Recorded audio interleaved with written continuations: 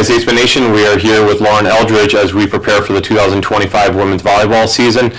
Coach, before we talk about 25, let's recap 24 and all the goods and the bads that came with that. Hopefully more goods than bads. Yeah, 2024, kind of in between season, middle of the pack. We graduated a lot last year, so we had a lot of senior heavy. We had, two outsides, Caitlin and Olivia. Olivia being a two-time All-American, which was really awesome. We graduated a big middle, some on the right side, a little bit of everything. We had a lot of girls from, 4 years too, which was nice. But kind of reflecting from 2024, we had a really good culture year, so that's kind of our takeaway from last year. Lovely. All right, let's talk about the off-season trying to replace, All-American like Olivia Johnson. Yeah, one of the first things I looked at was bringing in a transfer. Just somebody that has experience. We brought in 2 transfers in that position. Hopefully, fighting for that OH1, OH2 spot. Maju, she's a Brazilian. She's actually a really good friend with JG on the men's team, so we had that connection. She played a really top junior college team in St. Louis, Missouri. She's an All-American at the JUCO level. Brought in Abby, also an all-conference, all-region player at the JUCO level from Alabama. So hopefully they can kind of contend for those top 2 outside spots. Definitely. Happy with the recruiting class. Another big class to, fill in, put, all over the place, get some development with the junior varsity program as well. Yeah, this year we have a lot of girls that kind of moved up from maybe being like that 3rd or 4th in line for the depth position, and we have 1 or 2 from reserves stepping up.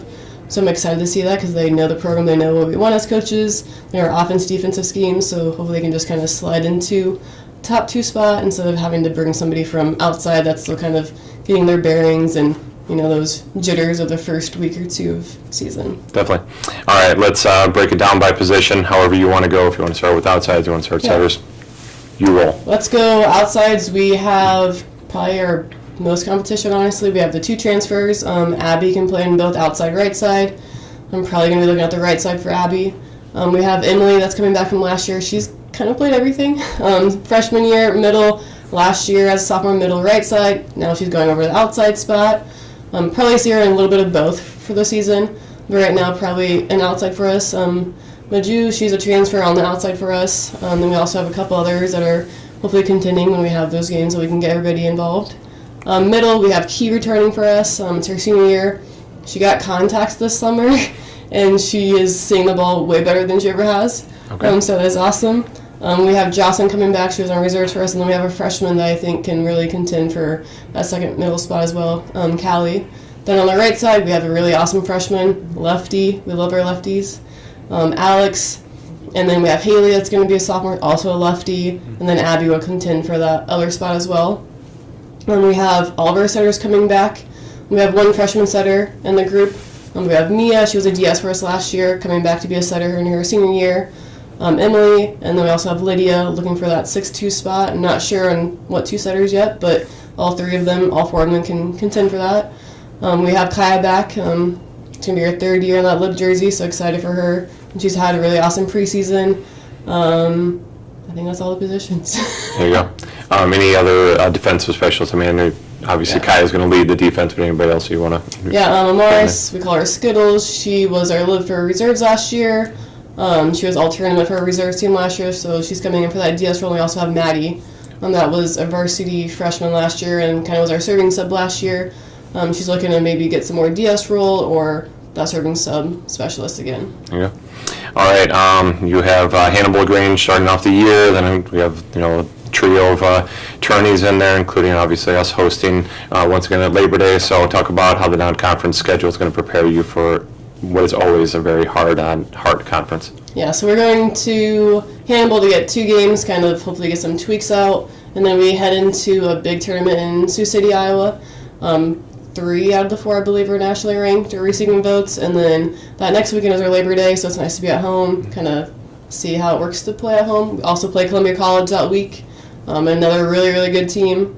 And then the week after that, we go to another tournament, McPherson, Kansas, and that's all 4 teams are nationally ranked receiving votes, so that's going to help us, leading into our conference because it's a crazy conference we have. It doesn't matter if you're the top or the bottom every night, as we can tell from last year. The bottom team beat the top team, so we got to be prepared for that. And we're not a huge team, like size-wise, and we need to be able to play against teams that are similar to the Parks, the CNUs, and Benedictines. So playing against those big girls or the big teams, it's nice to be prepared for a conference. Yep.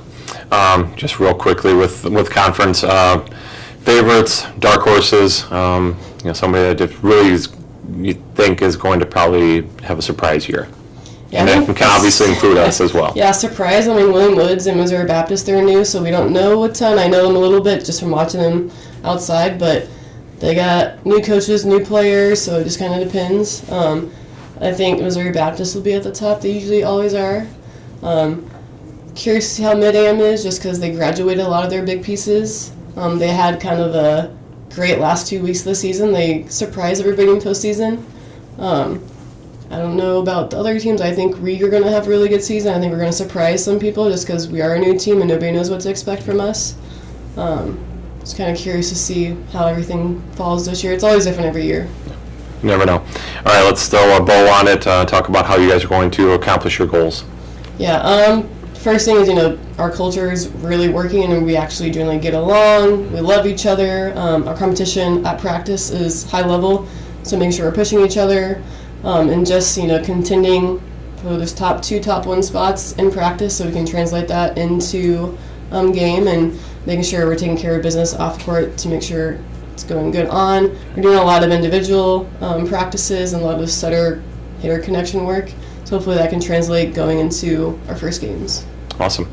Okay. Once again, Lauren Eldridge of the women's volleyball team. Team starts up at Hannibal LaGrange this week, and then the Labor Day tournament will be here for the first of, can't remember how many total dates, but quite a few opportunities to catch the Statesmen in the Penn Activity Center this year. So for everything, William Penn, WP Athletics, all of our social media accounts, otherwise statesmanathletics.com. Thanks, Coach. Thanks. Appreciate it.